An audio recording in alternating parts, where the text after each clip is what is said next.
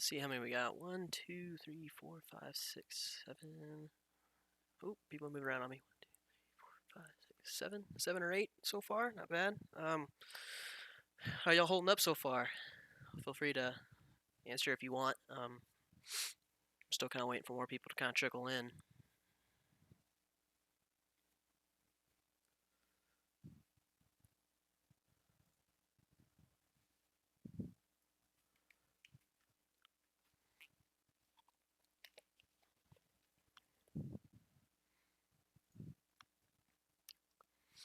Y'all can hear me, right?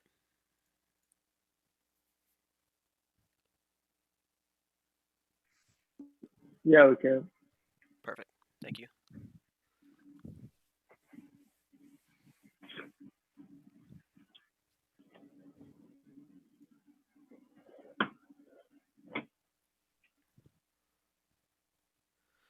Okay, so I'm gonna go ahead and get started. We only got about 40 minutes on this Zoom call before it kicks me out, and I'll have to do it again if we have to, but that's perfectly fine.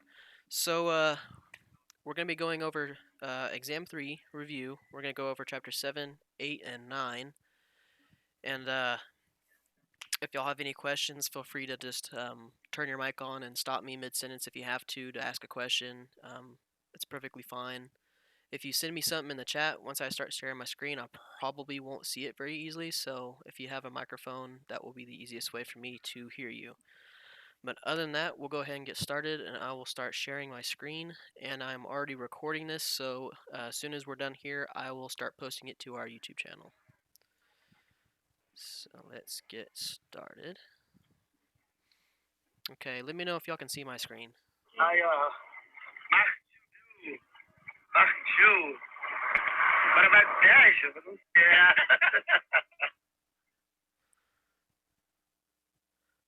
Can y'all see my screen? Yes. Yeah. Okay, perfect. All right. So we're gonna go over Chapter 7, number 7.1, 7.3, sorry, 8.9, and 9.42. So the first one we're gonna go over is 7.3.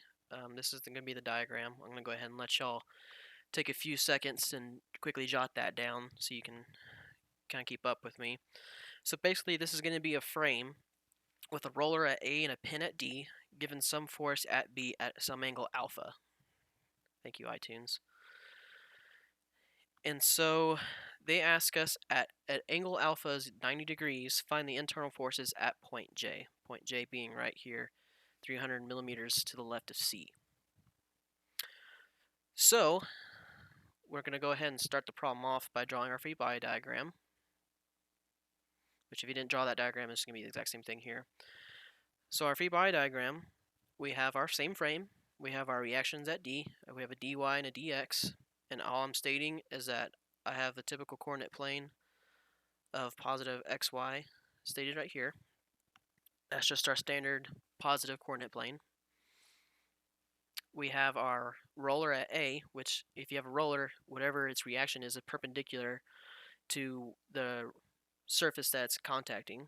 So from the diagram, we had a vertical wall right here, so our reaction force is going to be to the left, going against point A.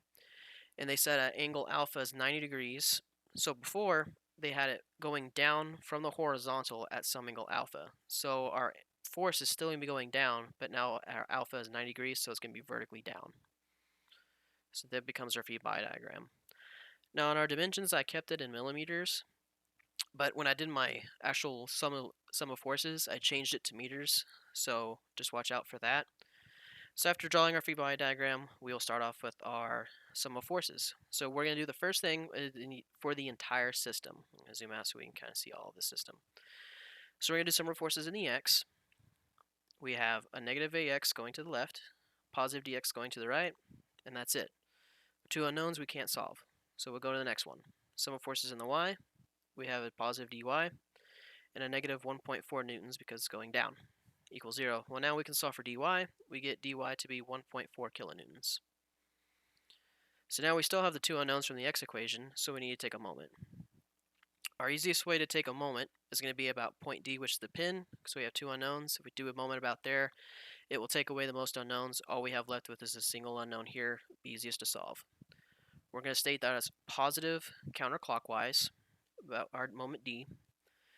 So our moment AX is going to be causing a clockwise rotation around D, so it's going to be negative AX times its perpendicular distance, which is from D to A of the 0.175 meters.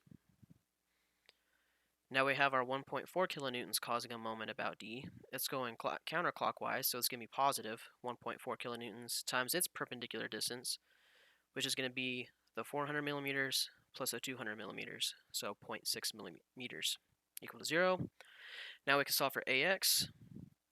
We get AX to be 4.8 kilonewtons. Now we can plug that immediately into our sum of forces in the x direction and get our dx to be 4.8 kilonewtons as well.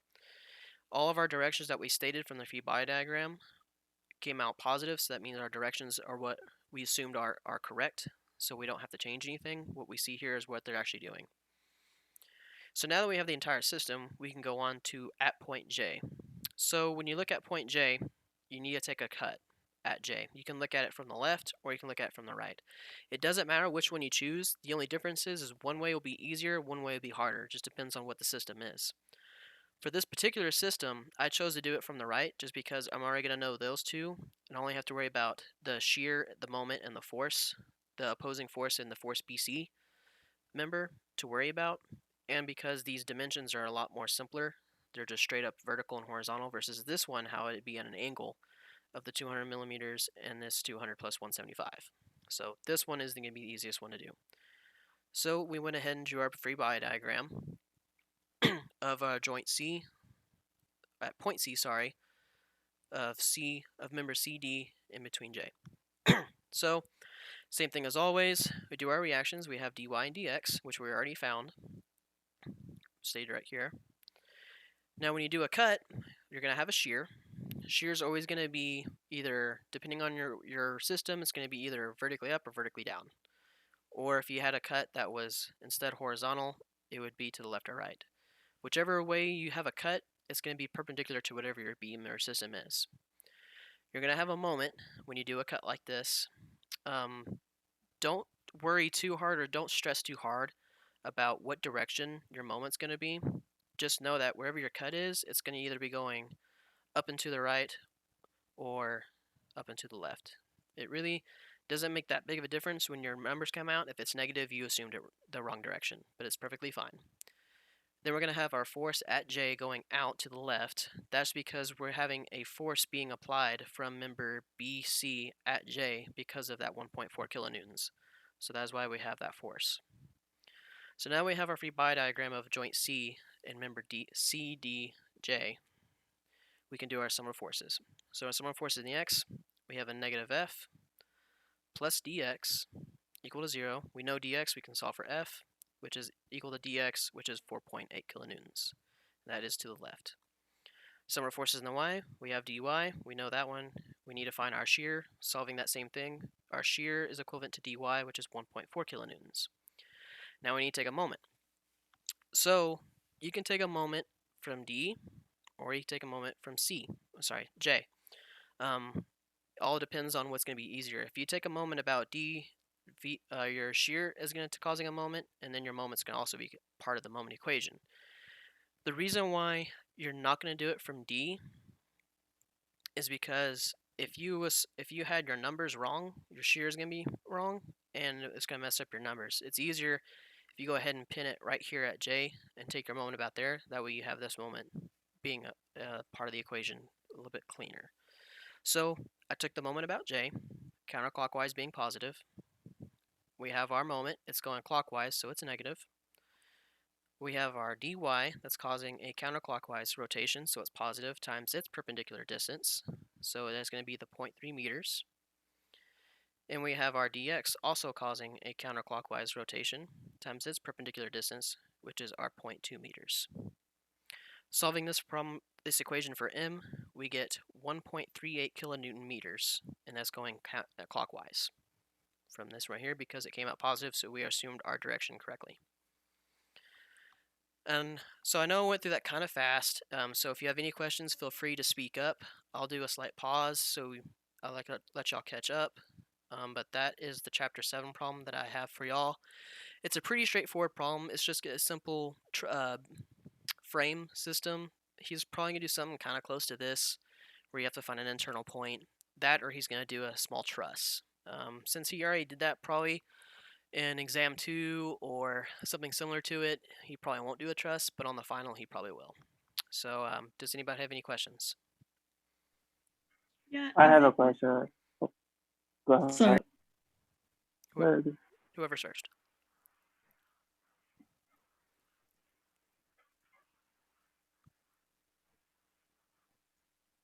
Whoever's wants to ask a question, go ahead. Okay, I'll go ahead. Is it necessary to change it to meters instead of leaving it in millimeters, or is that just a preference thing? You can keep it in millimeters. It really won't make that big of a difference. The only problem is that like for like nomenclature wise, this is more of a standard way to leave it in is in meters, just because it's a little bit more how would I say it? It's just more standardized. Like most papers or anything you're gonna see in professional um, jobs or anything are gonna put it in more of a basic unit that's more of a easier understanding. Like whether you did inches or centimeters, you change it to inches if it make it easier on you, or vice versa. So it's go ahead and it's easier to go ahead and put it in meters, and especially if he asks it specifically in the question. But you can leave it in millimeters. Awesome, thank you. Anybody else? Yeah. So about the V arrow, this should be like to the positive direction or keep it low, going down to the negative direction. About the which arrow? The V, I forgot how your to say shear? it. Yeah, the shear. Whether it should be down or up? Yeah, Um, it should be up or should be down. so in this case, it's going to be down because we have this 1.4 kilonewtons pushing down. So Uh-huh. our shear is probably to be the easiest to be causing the force downwards. It means it's going to be pinched at the bottom of it, and it's going to be spreading on top. So it's going to basically be like a pin here, and it's going to be snapping across that way. Mm. So you Okay. can draw it as positive, and when your numbers come Uh-huh. out negative, or vice versa, you know your direction's wrong. So if you would have drew the arrow Mhm. for V up and your V was negative, then you assumed your arrow wrong. Okay. Yeah. Thank you. Does anybody else have any questions?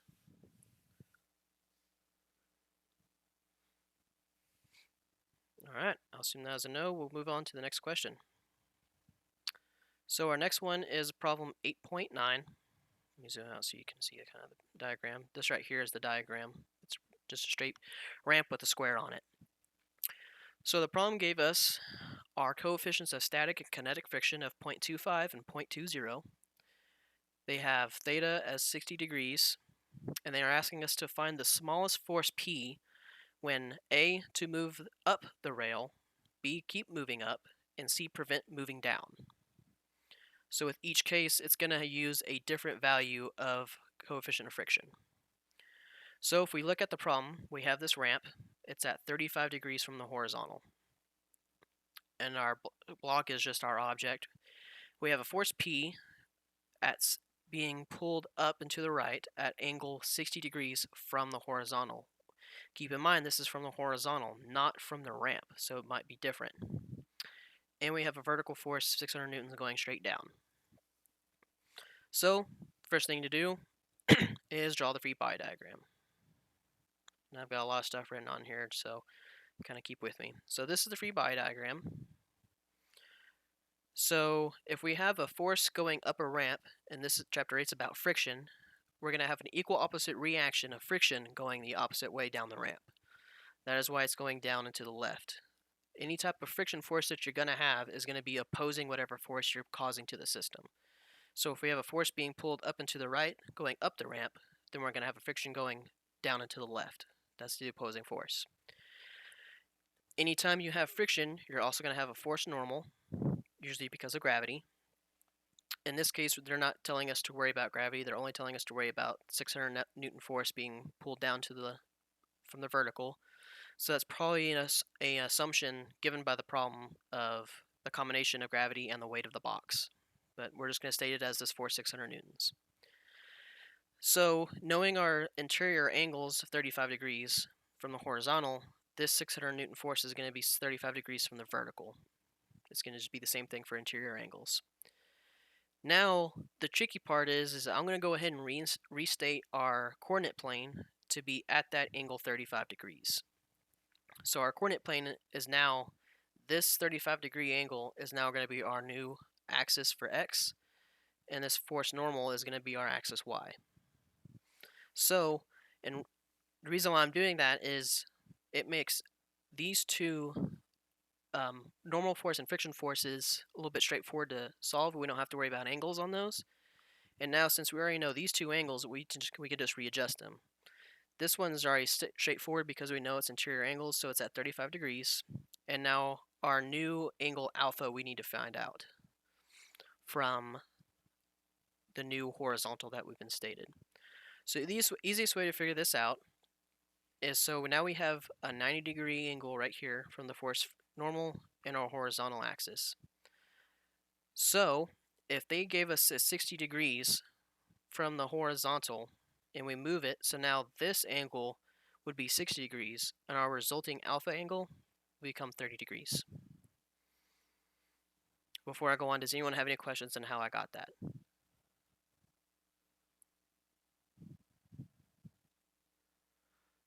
Alright, I'm going to assume that's a no. If you do, feel free to go ahead and speak up. I'm going to continue on. So now knowing that, and we know our base equation for friction, which is our coefficient of friction times the normal force,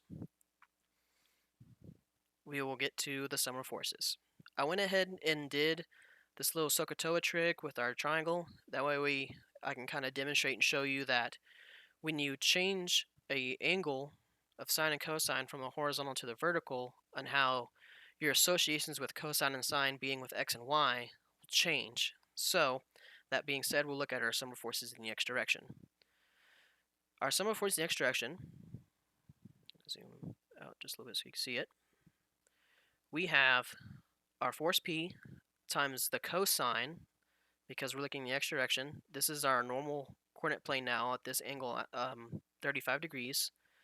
So it's going to be cosine of our new angle alpha, which is 30 degrees. Our 600 Newton force is going down and to the left from our origin right here at the center of the object. So we have negative 600 newtons times its correlating angle that 600 Newton force is being applied at, which is 35 degrees from the vertical. So that 35 degrees would be looking at right here. The opposite of our angle of interest is still sine, but it's in the x direction, so it's sine 35. And then we have our minus friction force is equal to 0. That is equation 1. Now we need to sum the forces in the y. We have a positive up and to the right, force P again, so it's positive. Sorry, over here, positive. Now this one is sine 30. We have our friction force going positive up, right here. And we still have our 600 force going down and to the left, so it's still negative.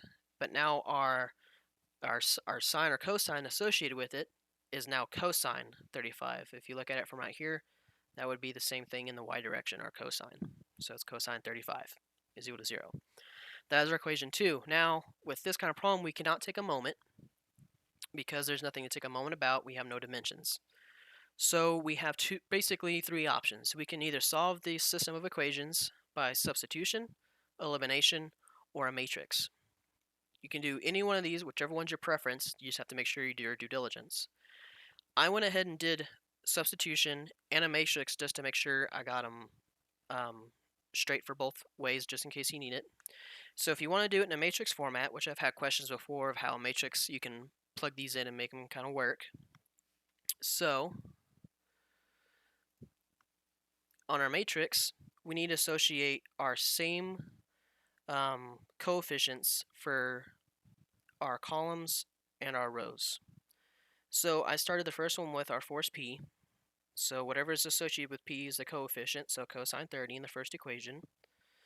This 600 Newton times sine 35 is going to give us a number, so that's going to go on the other side of the equal sign, which is going to be on this portion of the matrix, which we're going to be using to be multiplied times the main matrix.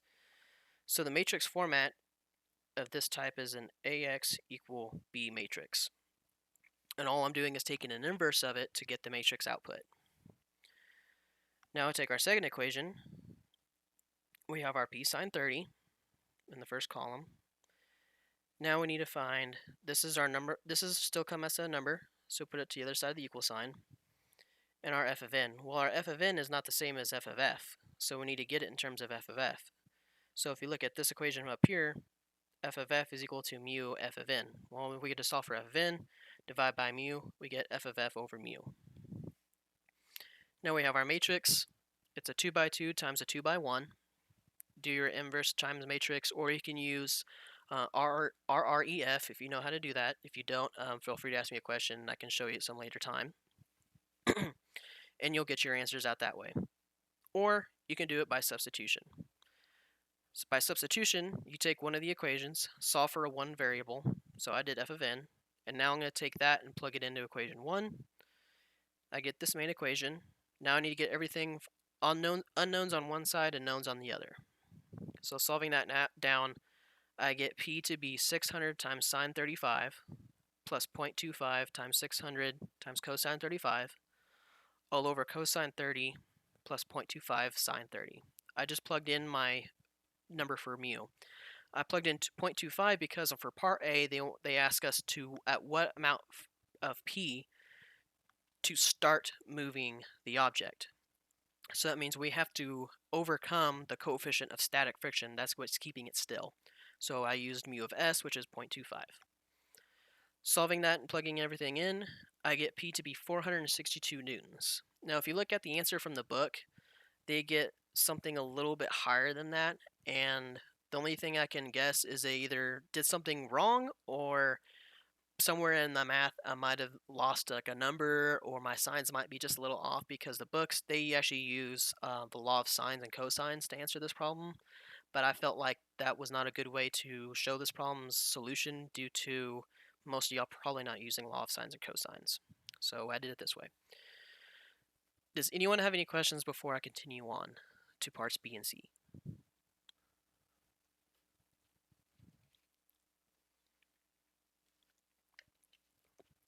Again, I'm recording this, so if you get lost or anything, and if you're too scared or too nervous to ask a question now, you can go back to the video when I post it later this afternoon, pause it, catch up, and continue on with it, okay?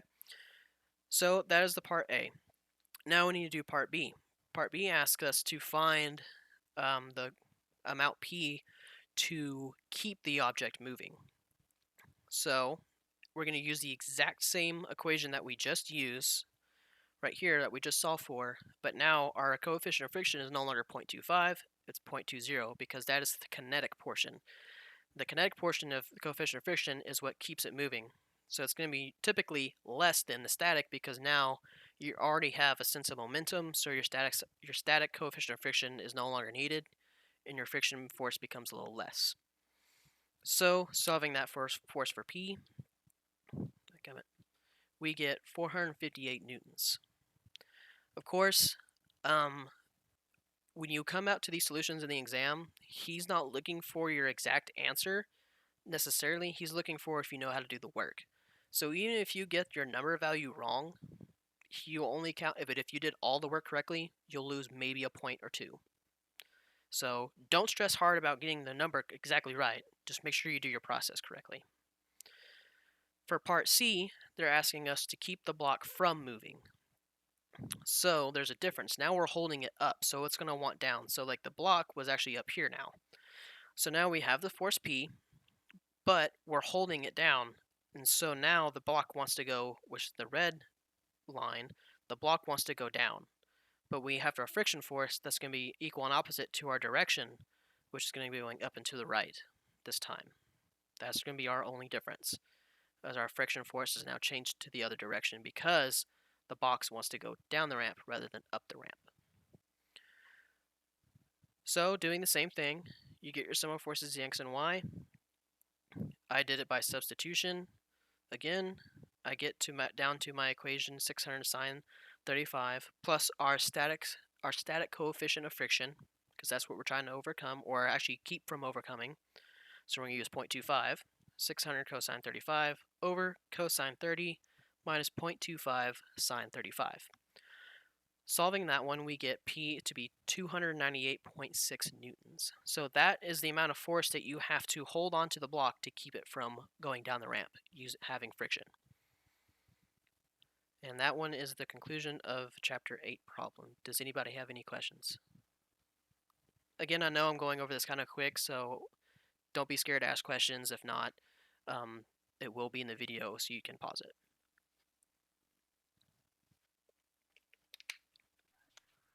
Can you go up so I can see the beginning of the question, please? Thank you.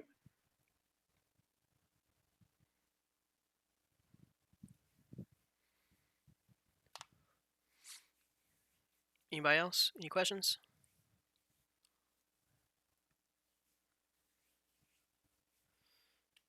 All right. Last one we're going to do is Chapter 9. I didn't feel like writing this one out, so I have taken a picture of it. So this is the exact problem from the book. So we're given this geometry. They ask us to determine the moments of inertia Ix and Iy of the area shown with respect to the centroidal axis, respectively parallel and perpendicular to side AB. So, I kind of showed you what I was already going to do, but when we get a problem like this, we know we can separate it to make it easier on us to find each portion of it. So the easiest one to see is we can break it into a rectangle and a triangle. This triangle is an isosceles triangle, 2 even sides and 1 odd side. So I went ahead and broke them apart. And what I like to do is I'll go ahead and solve for my areas for each to get it out of my way so my table is a little bit cleaner. I don't have to do internal math on it and make it all kind of clogged up with a lot of lettering and everything. So I do the area separately for clean sake. So we have our area of the rectangle, which is a 36 by 28 to get 1008 square millimeters. And we have our area of our triangle, which is base times height over 2. I get 756 square millimeters. Now that we have the areas for both, we can draw our table and find the local centroids for each portion. So this is exactly like Chapter 5. So if you have any good skills from Chapter 5 that you felt like you did really good on, then you're going to be fine for the beginning portion of the Chapter 9 problem. So break them apart in the table. I went ahead and drew out X, Y, and everything, but if you look at this problem based from up here, this is very centralized due to symmetry. So it's right here down the center, everything is down the center. So we can say that our origin is right here at the bottom, and our X geometry would be 0. But if you stated it here, then due to symmetry, our X is at 18 millimeters. So that's what I went ahead and did. So our X is at 18 millimeters. Now we need to find our local Y's for each portion. So if we look at our Y of the rectangle, we need to go up half of 28. We get 14 millimeters. Now we got to look at the triangle. Our triangle is going to be, I believe it's, I wrote it somewhere, our height over 3 to get our Y of our triangle. But if our origin is down here, we have to add up to get to that portion. So it's going to be 42 over 3 plus 28, and it actually comes out to 42 millimeters. We already have our areas, and so now I went ahead and multiplied our local X bar times our area and our Y bar times our area for each one. So now we can find, we already know our global X bar at 18 millimeters due to symmetry. Thank you, Zoom. And our Y bar is going to be our local Y bar times its area over the sum of areas. We get our global Y bar to be 26 millimeters. So now the easiest portion of the Chapter 9 is done, which is just Chapter 5. Now the hard part. Now we need to worry about our moments of inertia. So go ahead and redraw the diagram. We know our locals of each one and our global of the entire geometry. We know our distances to each one, our local here. Our local is Y, so Y1, Y2, and our global. this is our original point of the of our axes, which we stated was up, down the center, from up here, the red origin. This was our original origin. And so now our y prime and x prime are going to be from the bottom, left, and the very bottom of the whole geometry. So to find our moments of inertia, we need to find our moments of inertia of each portion, add them together to get a total moments of inertia. So our Ix total is going to be the summation of Ix1 plus Ix2, which is the rectangle and the triangle. Now, because of that, we're going to need the parallel axis theorem. The parallel axis theorem is basically, to know how to use it, is when you're rotating something not about its centroid. So since our origin we had first was, our new origin now is here, but it was actually here, so it's not about the center, so we have to use parallel axis theorem. Our parallel axis theorem equation is our moments of inertia plus our area times our distance from the local to global squared. So plugging those in, if you look at your table from the back of their book, which he'll also give it to you on the exam, for the rectangle, our about the x direction is base times height cubed over 12. Now remember, this cube has to be with the height in this portion of the equation. It can't go with the base. That's a totally different thing. It will mess up your numbers. Plus our area, which we found would be 1008, and our distance 1 squared. So our distance 1 is from our local centroid of the rectangle to our global centroid. It's just the difference between those two that get that full distance, which is 26 minus 14. So our total equation is our base, 36 millimeters, times our height, 28 millimeters, cubed over 12, plus our area, 1008 square millimeters, times our distance 1 squared, which is 26 minus 14 squared. Now we do the same thing for the triangle. If you look at your triangle table, your table for the triangle, about the x-axis, it's going to be base times height cubed over 36 this time, plus our area 2 times our d2 squared. Our d2 is our distance between our local centroid of the triangle to the global centroid, so our 42 and 26. So we get 36 times 42 cubed over 36, plus our area, 756 square millimeters, times our distance to our local centroid of the triangle, 42, minus our global, 26 squared. We get 211,008 millimeters to the fourth for Ix1, and 267,624 millimeters to the fourth on Ix2. Adding those two together, we get a total I of x to be 478,632 millimeters to the fourth. It's millimeters to the fourth because if you look at the units here, this is third times 1, that becomes 4. This is squared, 4. Everything becomes to the fourth now. So that is our Ix total. Now we need to find Iy total. Iy total is the same thing, Iy1 plus Iy2. But we have an isosceles triangle, so we need to make these into a right triangle to make things simpler for us. So we can just take it, split it in half, and now this is our normal y and x, and our y prime, and our x prime would be down here, but we don't have to worry about that because we're only looking at the y direction. So for our y1, which is the rectangle, if you look at your table, it's going to be base cubed times the height over 12.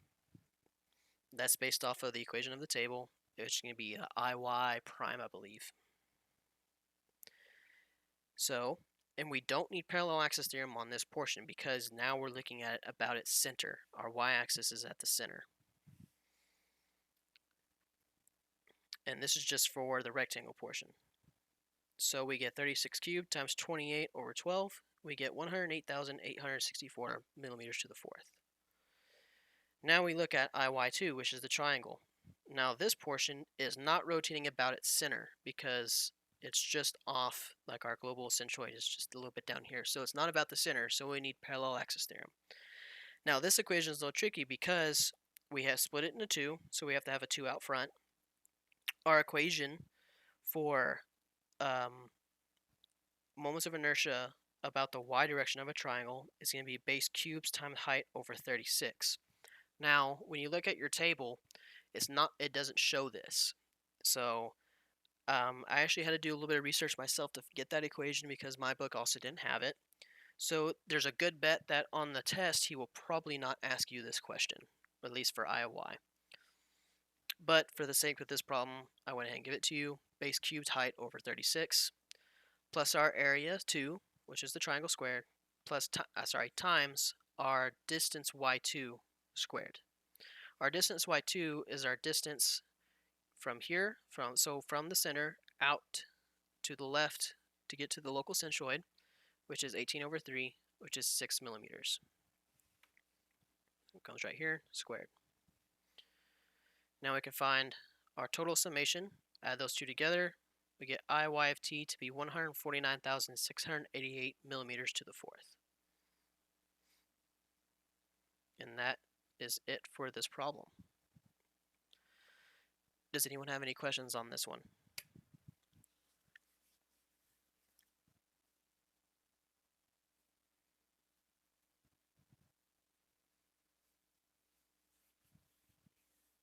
Okay, I'll take the silence as a resounding no. So, I know I went through this really quick, and I'm sure it was a lot to take in, and you're probably, if you are writing with me, you're writing probably very vigorously.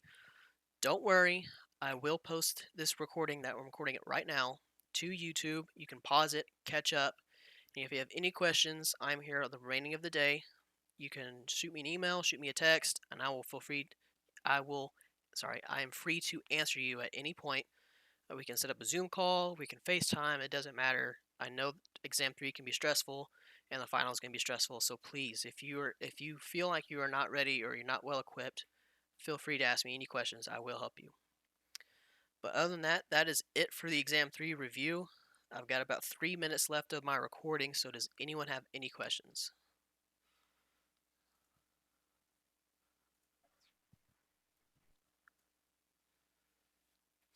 You're very welcome. All right, so that's going to be it for today. I'll be sure to record and post this to YouTube. I'm going to go ahead and stop my screen share. So, any last questions before we break?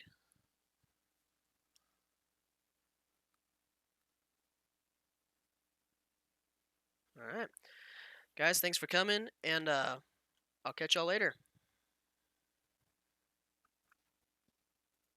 Mic off.